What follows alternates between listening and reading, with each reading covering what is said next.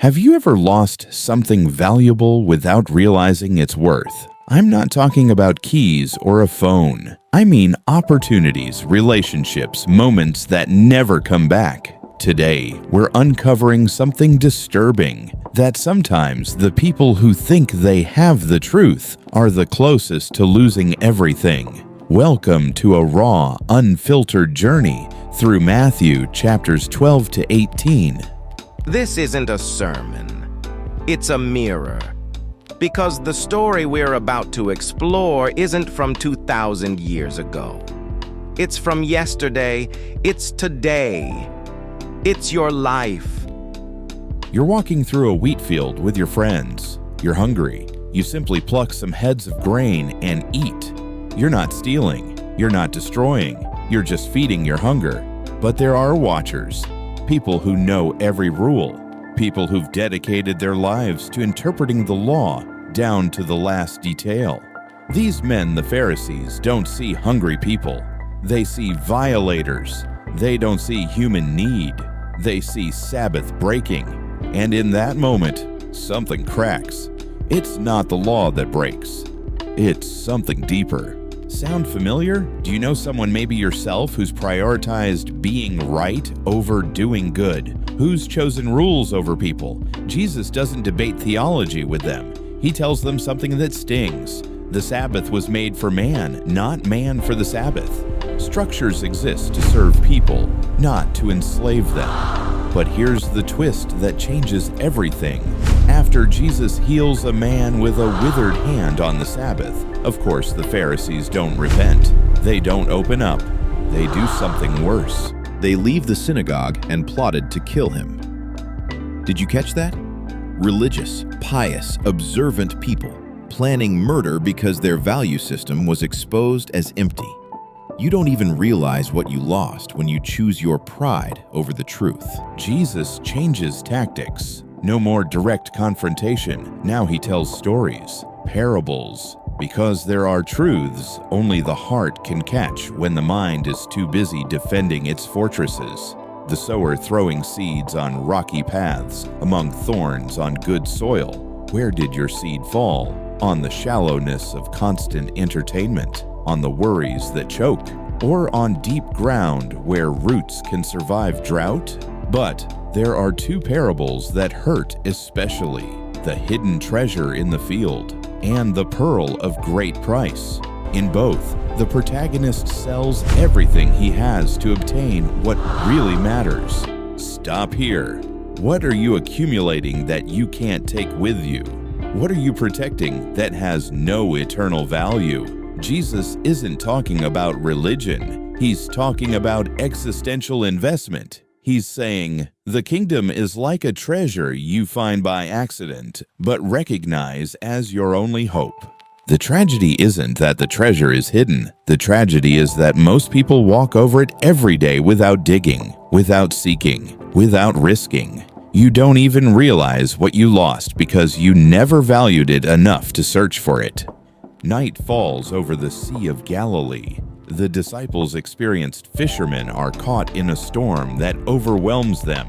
They row against the wind for hours, sweat, fear, exhaustion, and then they see something impossible, a figure walking on the waves. Their first reaction isn't relief, it's terror. It's a ghost, they cry, because when you're in survival mode, everything extraordinary seems threatening. But Jesus speaks. Take courage. It is I. Don't be afraid. Peter, impulsive, passionate, imperfect, does something incredible. He asks permission to walk on water, and Jesus says one word, come. Not prepare first, not fix your theology, just come. And Peter walks on water toward Jesus.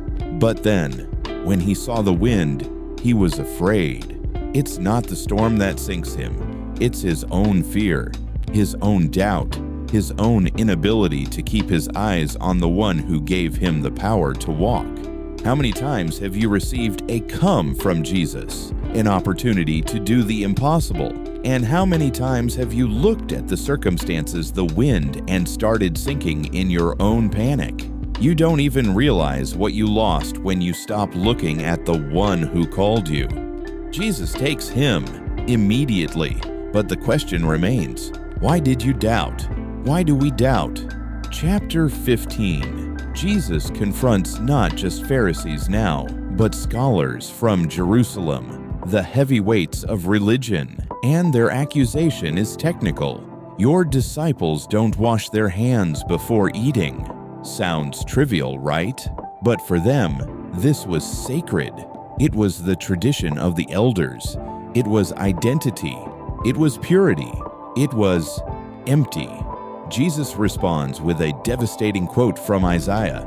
"These people honor me with their lips, but their hearts are far from me."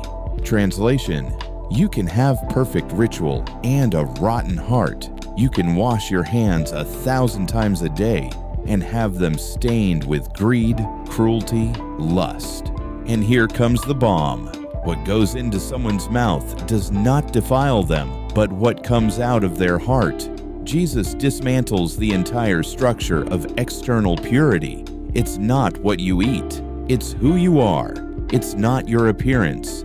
It's your interior. How much energy do we spend looking correct while our interior rots? How many religious masks, professional masks, family masks do we wear? You don't even realize what you lost when your public image becomes your private prison. Chapter 16. A turning point. Jesus takes his disciples to Caesarea Philippi, a pagan place, a temple dedicated to Pan, a symbol of everything Israel rejected. And there, in enemy territory, he asks the most important question in history: who do people say the Son of Man is? The answers vary: John the Baptist, Elijah, Jeremiah, a prophet. Notice, people see something special in Jesus, but not enough. They categorize him, they reduce him, they fit him into their preconceived schemes. But Jesus presses, "But what about you? Who do you say I am?" Peter again. Peter answers, "You are the Messiah, the Son of the living God." This isn't an intellectual conclusion, it's a revelation. Jesus confirms it. "This was not revealed to you by flesh and blood, but by my Father in heaven." This is the question that all of Matthew's gospel builds toward. Not, "Are you a good person?" Not, "Do you follow the rules?" It's, "Who is Jesus to you?" Because everything depends on that answer. Everything.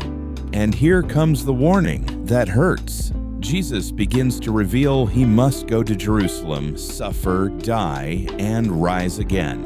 Peter pulls him aside. "Never, Lord. This shall never happen to you." And Jesus, the same one who praised him seconds ago, now calls him Satan. Why? Because Peter wanted a Messiah on his terms? A Messiah without a cross, a Messiah without suffering, a Messiah who fit his expectations. You don't even realize what you lost when you try to mold God in your image instead of letting yourself be molded by his. 6 days later, a week, Jesus goes up a high mountain, takes only 3, Peter, James, and John, and there the impossible happens. Jesus is transfigured, his face shines like the sun, his clothes become white as light, and 2 figures appear: Moses, representing the law, Elijah, representing the prophets, and they talk with Jesus about his exodus, his death to be fulfilled in Jerusalem. Peter, stunned by glory, proposes building 3 shelters, one for Jesus, one for Moses, one for Elijah, equating Jesus with the greats of history. And then, a bright cloud, a voice from heaven. "This is my Son, whom I love. With him I am well pleased. Listen to him." Not listen to Moses too, not read the prophets. It's listen to him. Everything points to Jesus. Everything converges in him. When the cloud clears, only Jesus remains. Only him. This is the vision the disciples need before the cross. Confirmation that suffering isn't defeat, that death isn't the end, that glory waits beyond the pain. Where is your mountain? Where do you need to see God's glory to endure the valley that's coming? You don't even realize what you lost when you settle for partial religious experiences instead of the total presence of Christ. Chapter 18. The disciples ask the question that reveals their hearts. Who is the greatest in the kingdom of heaven? They still don't get it, still thinking in terms of hierarchy, power, position. Jesus calls a child, puts him among them, and says something that revolutionizes everything. Truly, I tell you, unless you change and become like little children, you will never enter the kingdom of heaven. What does a child have? It isn't naive innocence. It's dependence. It's recognition of need. It's humility. It's capacity for wonder. It's trust without reservations. The child has no resume, no achievements, no influence, no power. And that's exactly what Jesus celebrates. Whoever takes the lowly position of this child is the greatest in the kingdom. Let's return to the title. You don't even realize what you lost. What are you losing while listening to this? The opportunity to let go of control, the chance to stop performing and start being real, the moment to say, you are the Christ, and let him redefine your life. The Pharisees lost Jesus because they chose their rules. Peter nearly sank because he looked at the storm. The disciples didn't understand until it was too late. But you're here, now, with the complete story in front of you. Don't let this be just more content you consume and forget. This is where everything can change, where the seed can fall on good soil, where you can stop trying to walk on water by yourself and finally look at the one who says, "Come."